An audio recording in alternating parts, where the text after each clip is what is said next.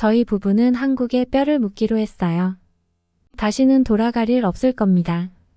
오늘 사연의 주인공은 한국에 한번 와보았다가 다시는 영국에서 살지 못하겠다는 생각이 들었다고 합니다. 과연 이유가 무엇일까요? 오늘의 사연으로 들어가 보겠습니다.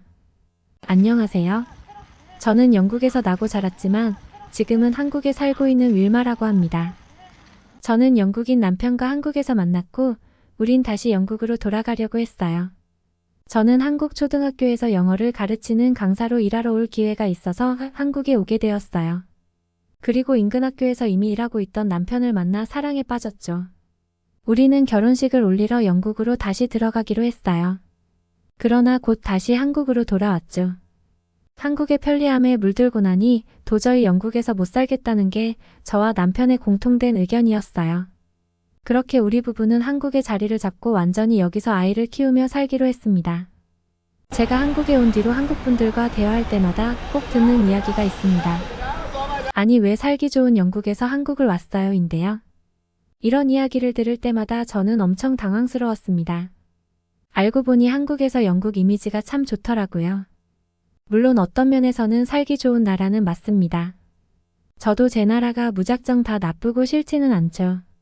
그런데요, 한국에 비하면 정말 불편한 점이 많고 단점들이 많아요.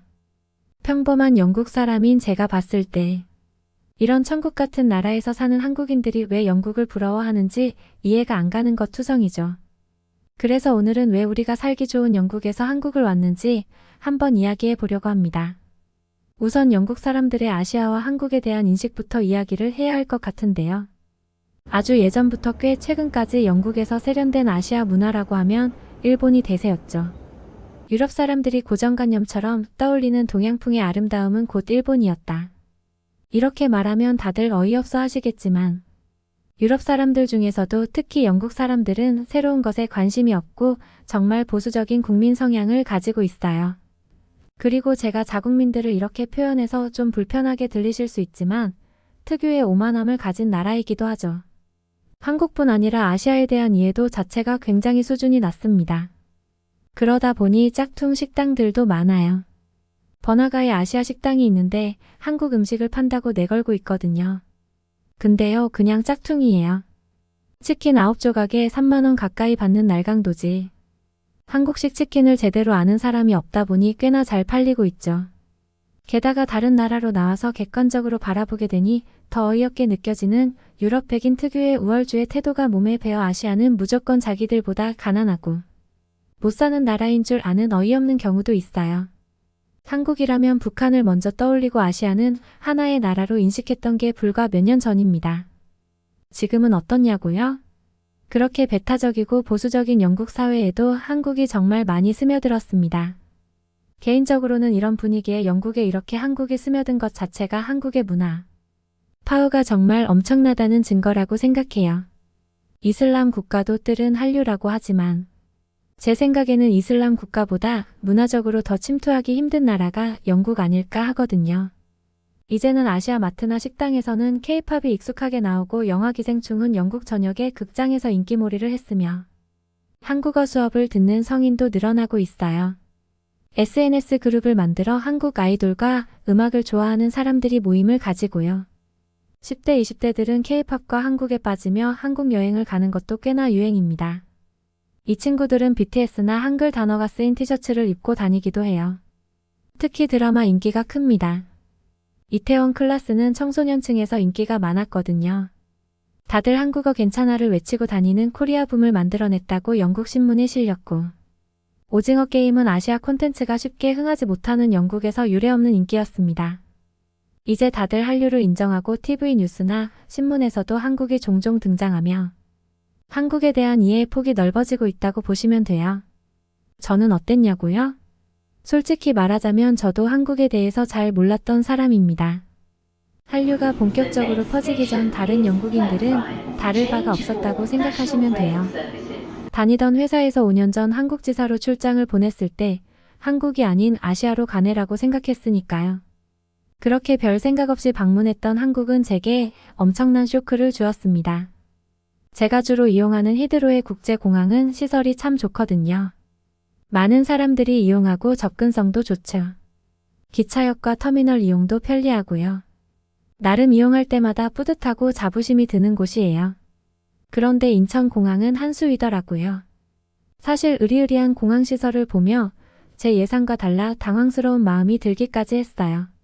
제가 유럽에서 이용했던 그 어떤 공항보다 깨끗하고 현대적이며 청결했고 연계된 교통수단을 포함한 모든 일 처리는 빠르고 정확했습니다.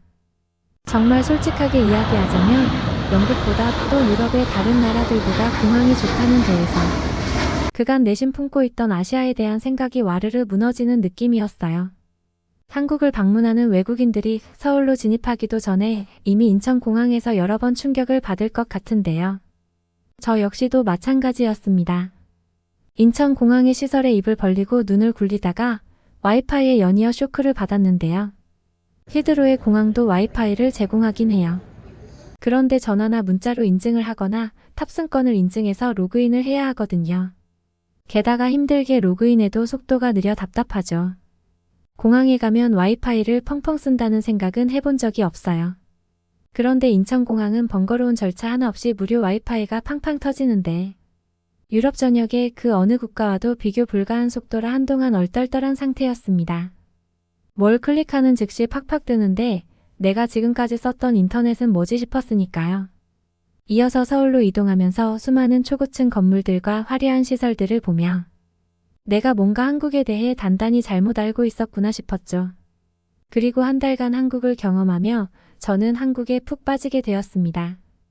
처음에 가장 놀라웠던 건 24시간 편의점 늦게까지 여는 마트와 식당 등 생활 전반이 너무나 편했던 거예요. 출장 기간 중 한국 동료들이 제게 알려준 한국어 중에 붉은 불토 같은 단어가 있었거든요. 처음엔 아니 금요일 저녁, 토요일 저녁이 왜 특별하지? 했는데 어느 순간 저도 즐기고 있더라고요. 한 번씩 이런 내 자신이 너무나 어색하긴 했지만요. 아니 영국 사람들은 저녁에 놀지도 않아? 라고 생각하실 텐데요. 한국같이 퇴근 후 쇼핑을 하거나 놀거나 식사를 하는 건 영국에서는 정말 힘든 이야기입니다. 일부 관광지 빼고는 저녁 6시쯤 되면 모든 마트와 상점이 문을 닫거든요. 기차역에 있는 편의점 같은 것도 다 닫아요. 저녁거리가 없다면 늦어도 저녁 7시 전에는 무조건 장을 봐야 해요. 영국에서 제 직장은 집까지 30분이 걸렸는데 6시에 퇴근해서 집에 가서 짐을 놓고 장을 보러 가면 너무 빠듯하니 어떤 걸 사놔야 할지 미리 계획을 세워놓고 퇴근하자마자 빠르게 달려가서 계획대로 장을 봐야 합니다. 그리고 하나의 슈퍼마켓에서 모든 걸 살 수 없을 경우는 특히 동선을 잘 짜야 하고요. 그래도 그나마 목요일은 저녁 8시까지는 열어줘서 평일에 한 번쯤은 그나마 조금 여유가 있죠. 해는 9시는 되어야 지는데 아직 해가 쨍쨍한 7시에 이렇게 모든 상점이 문을 닫아버리니 가끔 계획이 어그러지는 날은 곤란한 적이 많았습니다. 제가 이런 이야기를 하면 한국 분들은 머리 위에 물음표가 수백 개 올라오실 텐데요. 우선 새벽 배송 시스템을 떠올리시겠죠. 택배도 2주씩 걸리는데 새벽 배송이라니 당연히 영국에 그런 건 없고요. 퇴근하면서 식당에서 밥을 먹거나 배달해서 먹으면 되잖아 라고 말씀하실 분들도 계실 텐데 영국의 살인적인 외식 물가를 생각하면 불가능한 일이에요. 그래서 영국 사람들은 생일이나 기념일 말고는 외식을 거의 안 해요. 아니 못하죠.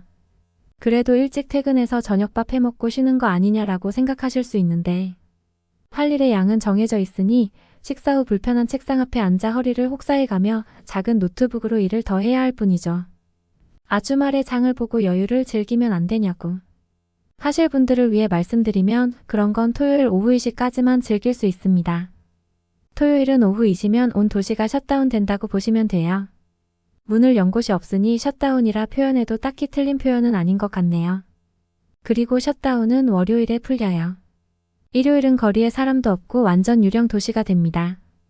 그러니까 주중에 필요한 일들은 저녁 7시까지는 무조건 해결해야 하고 주말에 일을 보려면 토요일 2시 전까지 다 처리해야 하죠.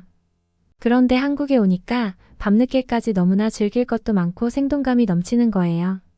주말에 쇼핑도 하고 여유 있게 놀러가서 맛있는 것도 먹을 수 있고 외식도 할 수 있다니 정말 환상적이죠. 게다가 글을 쓰고 있는 지금도 침이 고이는데 한국의 음식들은 정말 최고라고 생각해요. 영국 사람들이 먹는 음식들은 사실 굉장히 밋밋하고 특색이 없어요. 주로 먹는 게 고기, 감자빵, 파스타, 피자, 샐러드 정도입니다. 심지어 베이커리류도 종류가 많지 않죠. 감자와 고기, 시금치를 올린 영국의 일반적인 가정식을 보면 한국 분들은 아마로 미간이 찌푸려지죠. 영국 음식이 맛없다는 게 소문난 데는 이유가 있더군요. 한국에 오기 전엔 몰랐습니다. 그런데 한국 음식은 재료와 재료들을 섞어 새로운 음식을 만들고 비주얼을 아름답게 만들고 신제품과 신메뉴가 끊임없이 쏟아지죠. 저는 안 먹어본 맛 재료에 엄청나게 보수적이어서 매번 먹는 것만 먹었는데 한국의 다채로운 식문화는 컬처 쇼크 그 자체였어요. 한국의 편리성, 생동감, 맛있는 음식과 함께 결정적으로 제가 한국으로 다시 가야겠다고 결심한 이유는 바로 의료 시스템이었습니다. 출장을 와 있는 동안 어금니가 자꾸 쑤시고 아팠거든요. 함께 일했던 한국 사람들이 치킨을 먹으러 가자고 하는데 치아가 너무 불편해서 못 갈 정도였어요. 그렇게 환장하게 좋아하는 치킨을 안 먹다니. 무슨 일이냐고 묻는 사람들에게 이가 아파서요 라고 했더니 다들 황당하게 절 쳐다봤습니다. 아니, 널린 게 치과인데 왜 점심시간에 안 갔다 왔어? 치과는 시간 끌면 안 돼. 내일은 꼭 가봐. 라고 하는데 이번엔 제가 한국 동료들을 멀뚱멀뚱 쳐다봤죠. 영국에서는 치과 진료는 2주에서 한 달 전에 예약을 해야 해요. 그리고 비용은 상상 초월입니다. 엄청난 치료를 하지 않아도 엑스레이 한 번에 25만 원, 스케일링 한 번에 20만 원 등등 한 번 치과에 갔다 하면 몇십만 원, 몇백만 원은 우습게 깨집니다. 그런데 한국에서는 비보험이어도 영국보다 한참 싸더라고요. 게다가 예약 없이도 바로 치료를 받을 수 있었고 고통 없이 아주 빠르게 치아 치료를 끝낼 수 있었죠. 치과에 갔다 온 후에 흥분해서 한국인들에게 원래 한국 병원은 이렇게 저렴하고 또 오래 기다리지 않아도 되고 기술도 좋은 건지 아니면 내가 갔던 병원이 엄청 특별했던 건지 물어보니 한국인 동료가 전 외국인이라 의료보험 적용이 안 돼서 비용이 많이 나온 거고 웬만한 동네 병원들은 예약 없이 그냥 간다고 하더라고요. 물론 인기가 아주 좋으면 예약을 해야 하겠지만 간단한 동네의 병원에서의 한 달 전 예약까지 필요가 없다 하면서요. 충격으로 손이 떨렸습니다. 이런 나라가 진짜 나라지 싶었죠. 사실 한국에서 탈이 났던 그 치아도 제가 비용 부담 때문에 치료를 미뤄놔서 생겼던 문제예요. 대체 얼마가 나왔길래 그러냐고요? 염증도 많고 신경치료도 필요한 치아가 6개고 이거저거 따진 후 영국에서 청구된 치료비는 1,060만 원이었습니다. 미친 듯이 전화를 돌리고 인터넷을 찾아 싸다고 소문난 병원을 찾아갔는데 700만 원을 부르더라고요. 문제는 치과 진료를 받으러 예약을 해도 2달을 기다려야 합니다. 그래서 치료를 못하고 있었어요. 영국의 살인적인 집세와 국민 부담이 큰 의료 시스템, 불편한 생활상이 한국과 하나하나 비교가 되니 정말 못 살겠더라고요. 한국을 몰랐다면 모를까 어떻게 이걸 다 알고 계속 영국에서 살겠어요. 한국에서 늘 새벽 배송을 받고 아프면 바로 병원에 가고 불금이면 번화가에 가서 즐기던 우리 부부가 영국에 갔을 때 어땠을 것 같나요? 계속 한국 생각뿐이었습니다. 다시 돌아왔을 때는 얼마나 감격스럽던지. 머나먼 외국인데 어쩜 이렇게 마음에 쏙 드는 나라가 있을까 싶은데요. 역동적이고 살아있는 나라이고 변화가 빠른 액티브한 한국이 너무나 사랑스러워요. 영국으로 절대 돌아가지 않을 거라는 결심으로 요새 열심히 한국어 공부 중인데요. 언젠간 유창한 한국어로 다시 한번 한국 생활의 감상을 전하겠습니다. 오늘은 한국에 푹 빠져 한국으로 온 영국 부부의 사연이었습니다. 오늘의 사연 어떠셨나요? 오늘의 사연이 마음에 드셨다면 구독과 좋아요를 눌러주세요.